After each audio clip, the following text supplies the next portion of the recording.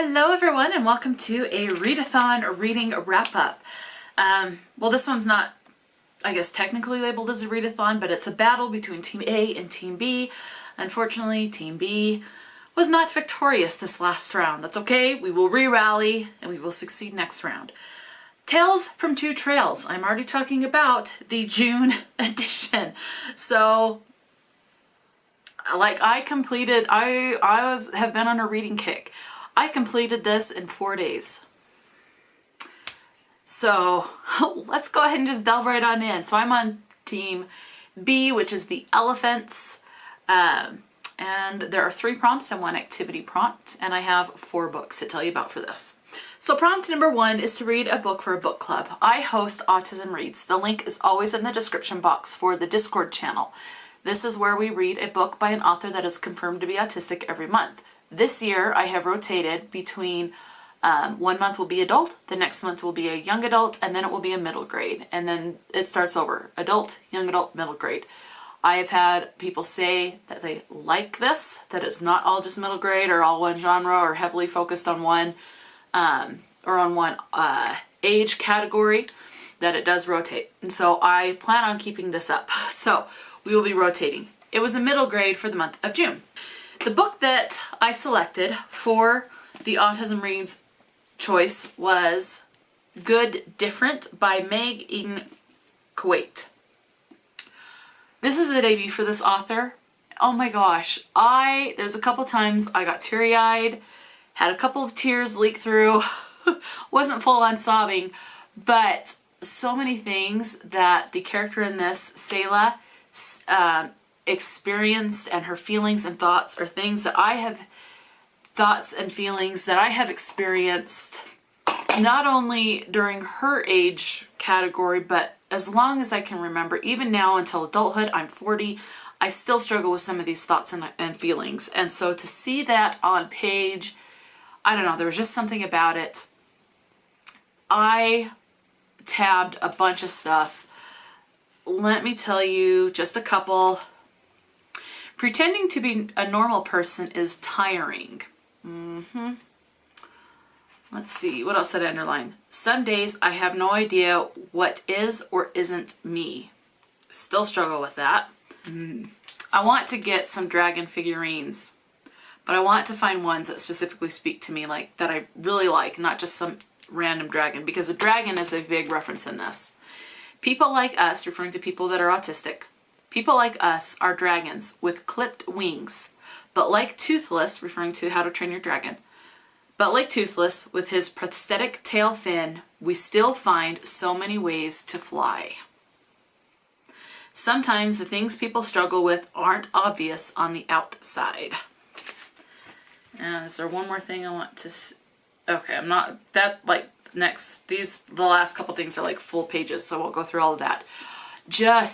This is another book that if someone wants a recommendation from an author that is confirmed to be autistic with that has good autism rep in it, this is another one I will be recommending all the time. Loved this book. 5 stars, 273 pages, and it is told in verse, so it's all poems, and I just love this, and I'm sure I will be rereading this a lot. Prompt number 2 was to read a book that Kim recommends. Now, Kim is the leader of my team, and she expanded this to not only a book, not necessarily a book. She did recommend some books, she recommended some series, and she recommended some authors. I am going, and she said you can use this as the group book because she is recommending this, and this is an author that she recommended, which is Octavia E. Butler. The book that Kim recommended for the group book is Wild Seed, and this is book number 1 in a series. I enjoyed it.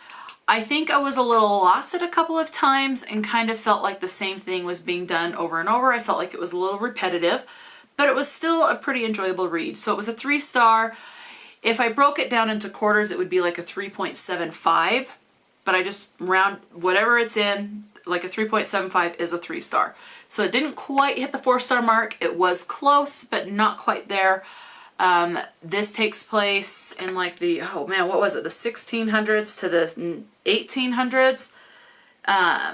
and the start, you know, of people going to Africa and getting the slaves, and a lot of talk about that. There was commentary on, like, even if someone's white, they could still be very different, because you have white that are Dutch, white that are German. Same thing with people that are black from various areas. Just because your skin color is one thing doesn't mean your nationality. It's just the color of your skin. So there was commentary on that, and I really liked that, of how people, just because they might look similar, they can be very, very different nationally and culturally. I liked that. A lot of emphasis from the female's perspective on family. And I really, really liked that. So I ended up giving it 3 stars. It was 298 pages. Prompt number 3 was to read a thriller. Oh, I loved this book. That's Not My Name by Megan Lally. Debut for this author, blew me out of the water. I gave this 5 stars. I thought I figured out, because with thrillers, you're going to have a twist at the end. I thought I figured it out. No, I was blindsided, and I sure felt that blindside. It, like, came not only out of left field, but, like, out and under, and, like, knocked me flat on my back. Holy cow. This was just, I was just not expecting that twist. And I can't say anything because I don't want to spoil it. 5 stars. You have a gal that goes missing. Someone comes in claiming to be her father. He can show pictures, school ID, birth certificate, things like that. You have another perspective that you're following. So you're following her perspective, because she has amnesia and she can't remember who she is and everything. So because he has proof, you know, she's released to him from the police custody to this man that claims he's her father. And so she goes with him, and so you're following from her perspective as she tries to remember things. And as she's getting these, what she thinks might be memories, she's second guessing. Are they real memories, or are they just because it's her imagination because they were talking about something? The other POV you're following is a man or a boy. This is a young adult, because they are seniors in high school. You're following this boy as his girlfriend has gone missing. The people of this town have turned their backs against him and are calling him a murderer, even though there's no proof that he's a murderer. He's trying to steer clear of things. Doesn't want to disappoint his dads. And yes, I did say dads. He does have 2 dads. He calls one dad and one papa. Because the papa is, I believe, the Guatemalan. I think that's the one that's Guatemalan. So you have a little diversity rep, LGBT reference. And he wants to find her. He has not given hope. He does not think that his girlfriend is dead. He refuses to talk to her as in past tense. He wants to find her. He finally gets 2 people on board to help him, and it goes from there. And as the 2 stories start to combine and weave in and out, as 2 POVs always do, I was just floored. I was not expecting the twist, because of how it was sitting at like a 4-star, but because of that ending and how off kilter it made me and shocked and swept me off my feet, I had to give it a 5-star. So That's Not My Name. Loved this book, and I can't wait to see what else this author does. So 5 stars, 290 pages for that. And then prompt number 4 is the activity prompt. And this is to do Kim mentioned that she got this idea from G from Book Roast, who has done this, where she'll do a kind of like a prediction board. She'll do like a 3x3, do however you want, kind of like a bingo board, but like in this case we did it with nine prompts. So a 3x3 where we take the book and we think, what are some things that we think are going to happen in this book? So the book that I read that I did this for was Deep and Dark and Dangerous by Mary Downing Hahn. This is a middle grade horror. I guessed, so the 9 that I guessed that there would be an event that involves sneaking out, that someone would be sick, that someone would have brown hair, someone would find a doll, there would be a near drowning, there would be a drowning, there would be an evil child, a small town, and paranormal activity at night.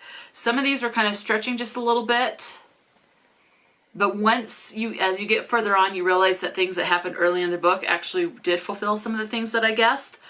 So all in all, I got 78% because I got 7 out of 9 guesses correctly. I'm not going to say which ones I got right and which ones I didn't. You can read this book to find out. So I gave this one 3 stars and it was 180 pages. So that is 1,041 pages read over the course of 4 books, is 260 pages, 260.25 pages per book, which is what I read every day because I finished this in 4 days, 260.25 pages. As far as the star ratings, I read 4 books, 3 of which got 2 stars, or 2 of which got 3 stars, 2 of which got 3 stars and 2 of which got 5 stars. 16 stars issued divided by the 4 books. That's a 4-star average. This was a good reading month for Tales from Two Trails. So thank you to Kim for these prompts, and I enjoyed these books. So now I just have to finish submitting these so that my team gets the points. Come on, Team Elephants. We can get a round... What word am I thinking? Not round back, because that makes me think of kicking. A comeback. That's what I mean. We can do a comeback. We can win this next month. Let's go, Team Elephants. And let me know, have you completed these?